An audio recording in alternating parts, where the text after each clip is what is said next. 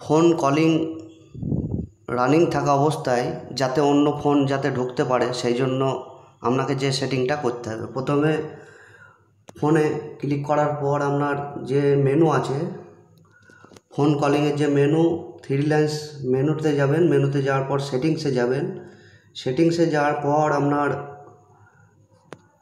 Call ওয়েটিংয়ে click করবেন। Call ওয়েটিংয়ে click করার পর আপনি যে সিমটাকে চুজ করে নেবেন, 2 নম্বর 1 নম্বর যে সিমে আপনি কল ওয়েটিং সেটিং করতে চাইছেন সেটাকে চুজ করে নেবেন এবং আমি ফার্স্টারটাই সিলেক্ট করে নিলাম।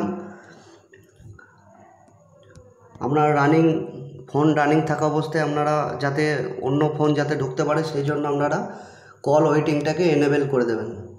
এনেবেল করে দিলে আপনার ফোন রানিং থাকা অবস্থায় কিন্তু আপনার অন্য ফোনগুলো ঢুকতে পারবে।